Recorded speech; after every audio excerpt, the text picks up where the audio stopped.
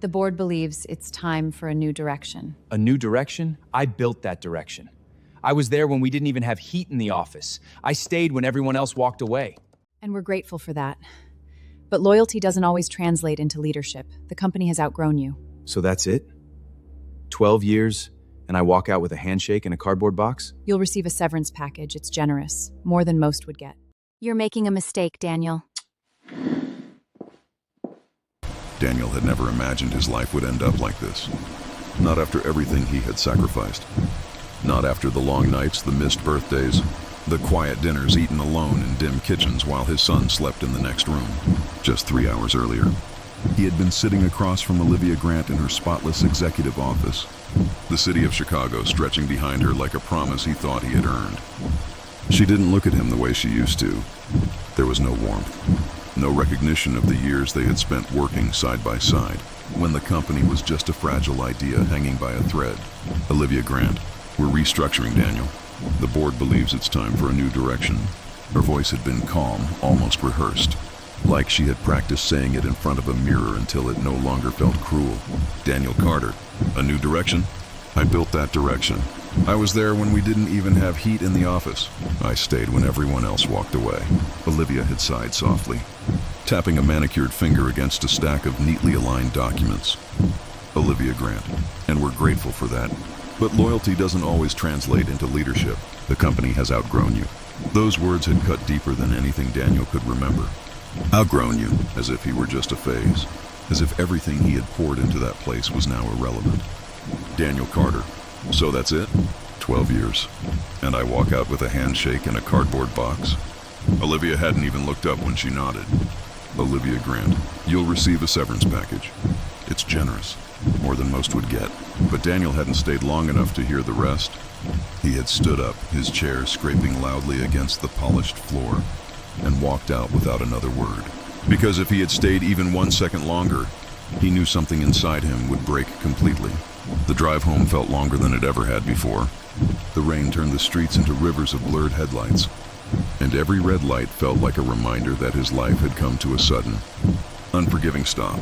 When he finally pulled into the narrow driveway of his small suburban home, the porch light flickered weakly, casting a tired glow over the peeling paint and the rusted mailbox that leaned slightly to one side. Inside, the house was quiet but not empty. Ethan was sitting on the living room floor, surrounded by pieces of a half-finished puzzle, his small hands moving carefully as he tried to fit the edges together. He looked up the moment the door opened, his face lighting up in a way that made Daniel's chest tighten painfully. Ethan Carter. Dad!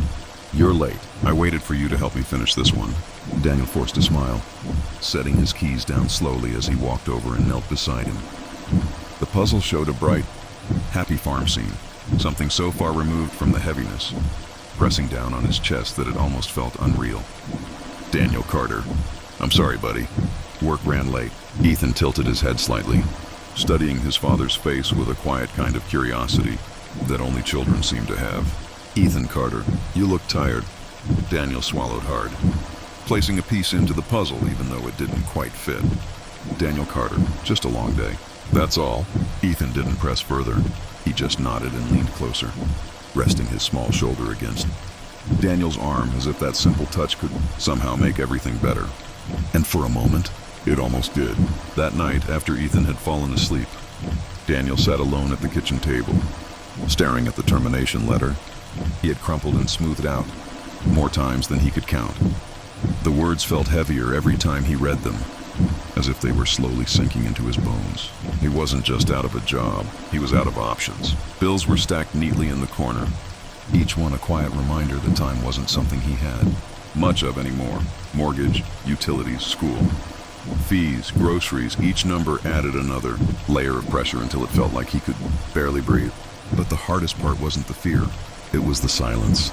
Because for the first time in years, there was no plan, no meeting to prepare for, no goal to chase, just an empty space where his purpose used to be.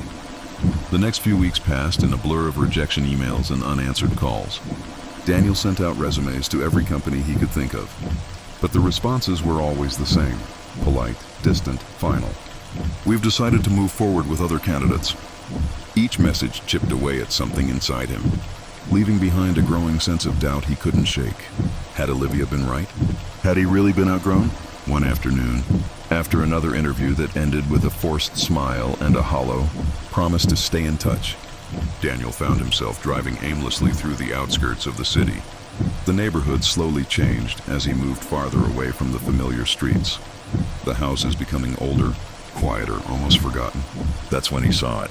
It sat at the edge of a long, empty road, a massive, abandoned warehouse with broken windows and a rusted sign that hung crookedly above the entrance. The place looked like it had been left behind by time itself, its walls stained with years of neglect. Its doors chained shut as if it were hiding something no one wanted to remember. Daniel slowed the car, something about the place pulling at him in a way he couldn't explain. He parked across the street and stepped out, the wind carrying the faint smell of dust and decay as he walked closer. The ground crunched beneath his shoes, and for a moment, the world felt completely still. A voice broke the silence. Charlotte Hayes. Most people don't stop here. Daniel turned, surprised to see a woman standing a few feet away. She was dressed simply, but there was something about her. Presence that didn't match the worn-down surroundings. Her eyes were sharp, observant, as if she saw more than she let on. Daniel Carter. I guess I'm not most people. Charlotte studied him for a moment, her gaze lingering just long enough to make him slightly uncomfortable. Charlotte Hayes. Or maybe you're just lost. Daniel let out a quiet breath, glancing back at the warehouse. Daniel Carter. Maybe. What is this place? Charlotte stepped closer, her expression unreadable. Charlotte Hayes. It used to be something important. A manufacturing hub. Hundreds of people worked here once. Daniel raised an eyebrow. Daniel Carter. What happened? Charlotte's lips curved into the faintest hint of a smile, though there was no real warmth in it. Charlotte Hayes. People stopped believing in it. Those words hit harder than he expected. Daniel Carter. And now? Charlotte looked at the building, her eyes reflecting something distant, almost nostalgic. Charlotte Hayes. Now it's just something nobody wants. Daniel stared at the rusted doors, the broken windows, the emptiness that seemed to echo through the entire structure. It was a risk, a ridiculous, impossible risk. But something deep inside him shifted. Daniel Carter. How much? Charlotte's eyes flickered with something that almost looked like surprise. Charlotte Hayes. You're serious? Daniel nodded slowly. Daniel Carter. I don't have much left, but I have enough to try. Charlotte watched him carefully, as if measuring something invisible. Charlotte Hayes. People have tried before. They all failed. Daniel's jaw tightened slightly. Daniel Carter. Then maybe they didn't try hard enough. For a long moment, neither of them spoke. The wind picked up, rattling the loose metal on the building, filling the silence with a low, haunting sound. Finally, Charlotte stepped back. Charlotte Hayes, if you're going to do this, you should know something. Daniel looked at her, his chest tightening with a strange mix of anticipation and unease. Daniel Carter. What? Charlotte's voice dropped, softer now, almost like a warning. Charlotte Hayes. This place doesn't just take money. It takes everything. Daniel felt a chill run down his spine, though he couldn't explain why. But he didn't walk away, because for the first time since he lost everything, he felt something he hadn't felt in weeks. A reason, as he stood there, staring at the warehouse that nobody wanted. He had no idea that this decision, this one impossible, irrational choice, was about to change not only his life, but everything he thought he knew about loss, about success, and about the people who walk into your life when you least expect it. And as Charlotte turned to leave, her silhouette fading into the distance, she paused just long enough to say one final thing without looking back. Charlotte Hayes, if you survive this, you won't recognize yourself anymore. Daniel didn't realize it yet, but that wasn't a warning. It was a promise. And inside that forgotten warehouse, something was waiting. Something no one had found until now. The first thing Daniel heard was the echo. It wasn't just the hollow sound of his footsteps hitting the cracked concrete floor as he pushed open the rusted warehouse doors the next morning. It was deeper than that, a strange, lingering echo that seemed to carry through the walls, as if the building itself was remembering something, or waiting for something to begin again. The light filtered in through shattered windows, cutting through the dust-filled air in thin, glowing beams, revealing rows of abandoned machinery that stood like silent witnesses to a forgotten era. For a moment, Daniel just stood there, breathing it in, feeling the weight of what he had done settle slowly into his chest. He had signed the papers late last night. Every dollar he had left, savings, emergency funds, even the small college account he had been building for Ethan, was now tied to this place. It wasn't just a risk anymore. It was everything. And yet, despite the fear clawing at him from the inside, there was something else too. A quiet, stubborn determination that refused to let him walk away. Behind him, small footsteps echoed. Ethan Carter. Dad, this place is huge. Daniel turned, watching his son step carefully inside, his eyes wide with a mix of curiosity and uncertainty. The warehouse must have looked like something out of a different world to him. Dark corners stretching endlessly, old equipment covered in layers of dust, the faint smell of oil and time hanging in the air. Daniel forced a small smile. Daniel Carter. Yeah, it is. What do you think? Ethan walked a few steps forward, his sneakers leaving faint prints on the dusty floor. He looked around slowly, taking everything in before turning back to his father. Ethan Carter. It looks broken. The honesty in his voice hit Daniel harder than any adult's opinion ever could. Daniel crouched down slightly, meeting his son's eyes. Daniel Carter. Maybe it is, but broken things can still be fixed. Ethan studied him for a moment, then nodded slowly as if choosing to believe him. Ethan Carter. Then we should fix it. Those simple words carried more strength than anything Daniel had heard in weeks. And that was how it began. The days turned into long, exhausting stretches of work that seemed endless. Daniel cleaned, repaired, learned, failed, and tried again. He watched countless videos late into the night, teaching himself skills he had never needed before. His hands, once used to typing reports and leading meetings, grew rough and scraped, stained with grease and dust. Every small improvement felt like a victory, but every setback hit twice as hard. There were moments when he stood in the middle of that massive space, surrounded by half-working machines and incomplete ideas, and felt the doubt creeping back in. What if Olivia had been right? What if this was just another mistake? But then Ethan would run in after school, dropping his backpack near the entrance, his face lighting up as he pointed out something new. Ethan Carter. Dad, this one works now, right? You fixed it! And Daniel would nod. Even if it had taken him 3 days to figure out something that should have taken hours, because for his son, he had to keep going. Charlotte came back. Not every day, not even regularly, but she appeared just enough to make Daniel wonder if she had ever really left. Sometimes she would stand near the entrance, watching silently as he worked. Other times she would walk through the warehouse slowly, her fingers brushing lightly against the old machines, her expression distant, thoughtful. One evening, as the sun dipped low and painted the broken windows in shades of orange and gold, she spoke. Charlotte Hayes, you're still here. Daniel wiped the sweat from his forehead, letting out a quiet breath. Daniel Carter, so are you. Charlotte's lips curved slightly, though her eyes remained serious. Charlotte Hayes, most people quit by now. Daniel leaned against a metal table, his body aching from the day's work. Daniel Carter, I don't have the luxury of quitting. Charlotte stepped closer, her gaze searching his face as if trying to understand something deeper. Charlotte Hayes, or maybe you're just too stubborn to stop. Daniel let out a soft, tired laugh. Daniel Carter, that too. There was a pause, heavy but not uncomfortable. Then Charlotte's voice softened, almost unexpectedly. Charlotte Hayes, why are you really doing this, Daniel? The question lingered in the air, heavier than it sounded. Daniel looked around the warehouse, then back at his son, who was sitting on the floor nearby, drawing shapes in the dust with a small stick.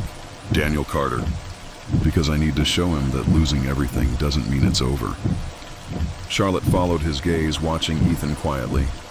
For the first time, something in her expression changed. The guarded distance in her eyes softened, just slightly.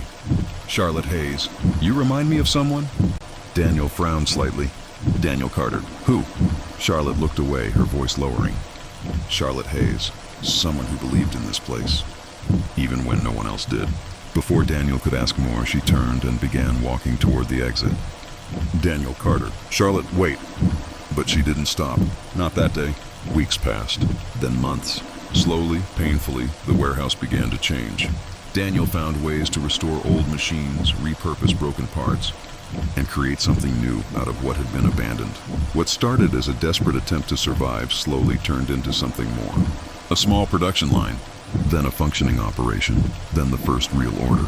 It wasn't big, but it was enough. The first check he received felt heavier than anything he had ever earned before. Not because of the amount, but because of what it meant. He had built something again, from nothing, and then everything changed. It started with a black car. It pulled up quietly one afternoon, its polished surface reflecting the now repaired exterior of the warehouse. Daniel noticed it immediately, his instincts sharpening as the door opened and a man in a tailored suit stepped out. James Walker. Daniel recognized him instantly, a high-level investor. Someone who moved in circles Daniel had once been a part of, but had long since been pushed out of. James walked toward him with calm confidence, his eyes scanning the building with clear interest. James Walker, Daniel Carter. I've been hearing your name again. Daniel wiped his hands, trying to hide the tension building inside him. Daniel Carter. Depends on who you've been talking to. James smiled slightly. James Walker. People who are very interested in what you've done here. Daniel glanced at the warehouse, then back at him. Daniel Carter. It's still a work in progress. James nodded slowly. James Walker.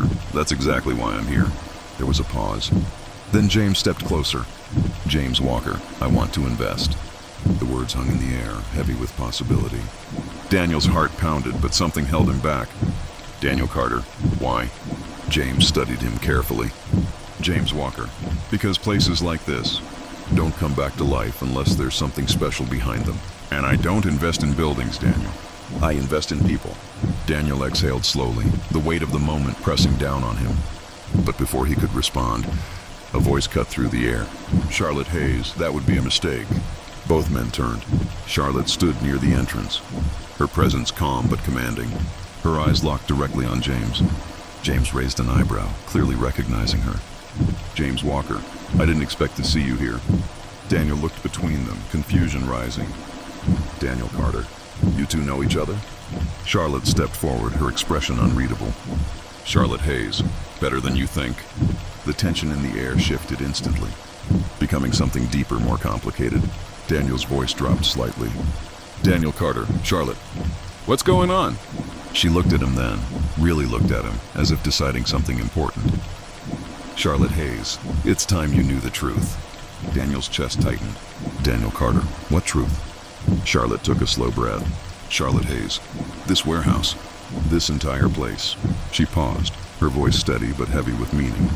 Charlotte Hayes, it was never abandoned. Silence fell. Daniel felt his heartbeat echo in his ears. Daniel Carter, what are you talking about? Charlotte's eyes didn't leave his. Charlotte Hayes, it belonged to my family. Everything inside Daniel froze. Charlotte continued, her voice unwavering. Charlotte Hayes, and the company that shut it down, the one that left all of this behind.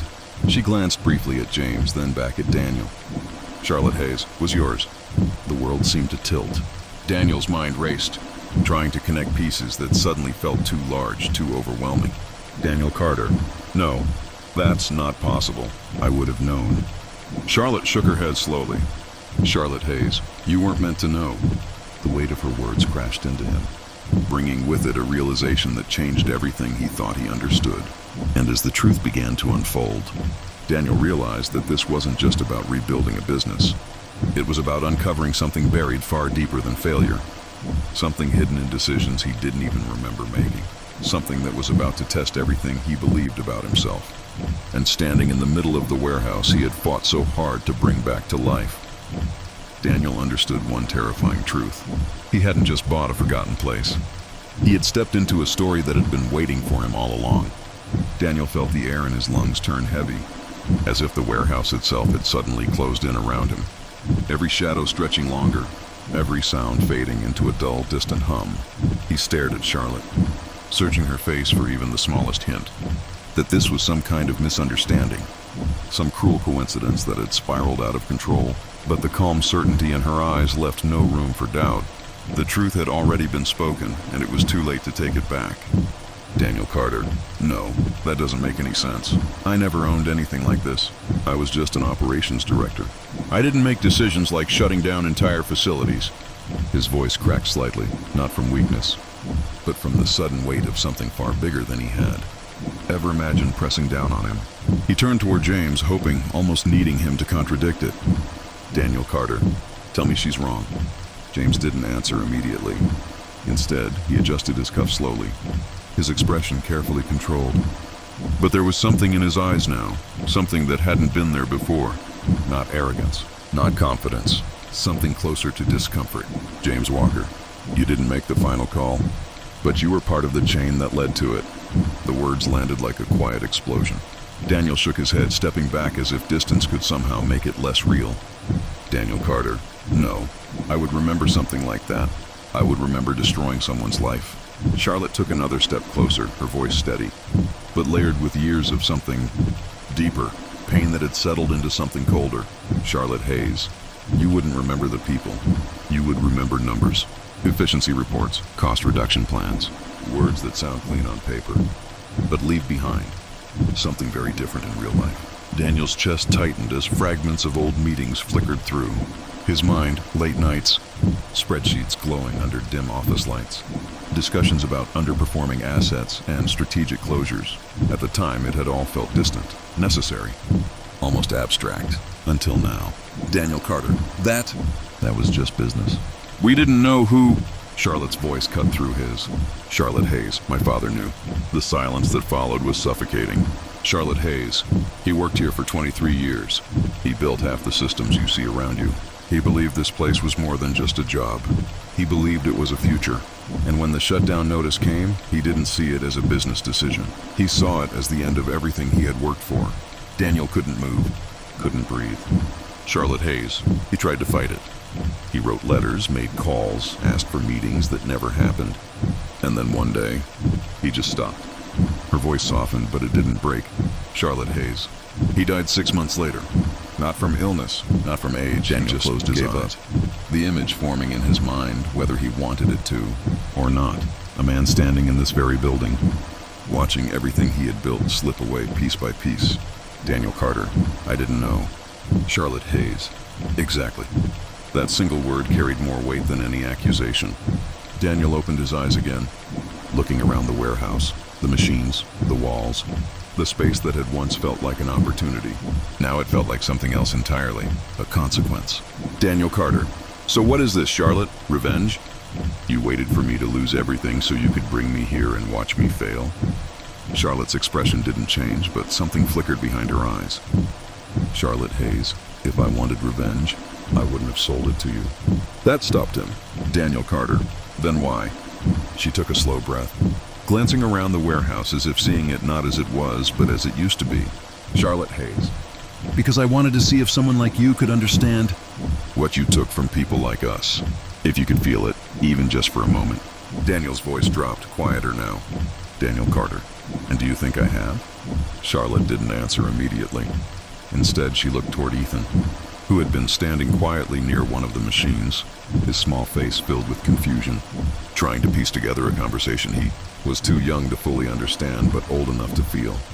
Charlotte Hayes, I think you're starting to.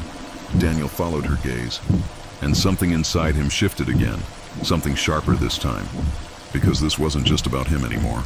It was about what his son was seeing. Daniel Carter, I can't change what happened. Charlotte nodded slowly. Charlotte Hayes, no, you can't.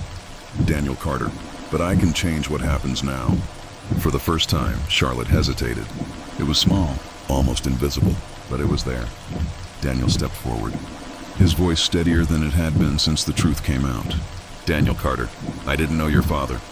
I didn't see his face, I didn't hear his voice, and I didn't understand what those decisions meant outside of a boardroom. But I see it now.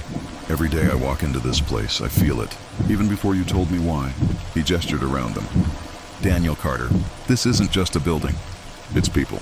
It's years of effort. It's lives that got left behind when the doors closed. Charlotte watched him closely, as if trying to decide whether his words carried truth or just guilt.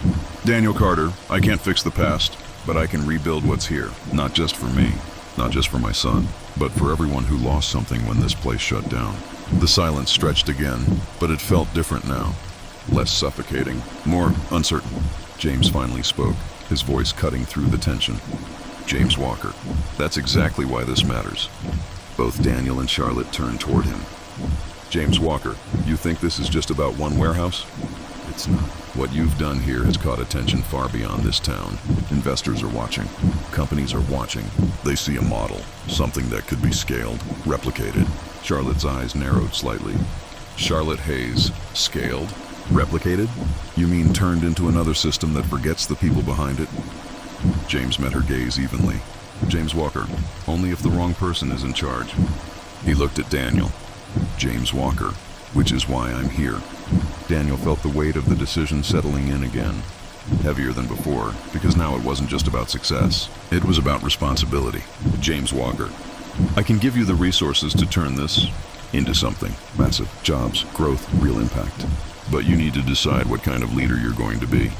Daniel looked down at his hands, still rough, still marked by the work he had done here himself. Then he looked at Ethan, then at Charlotte, and finally at the warehouse.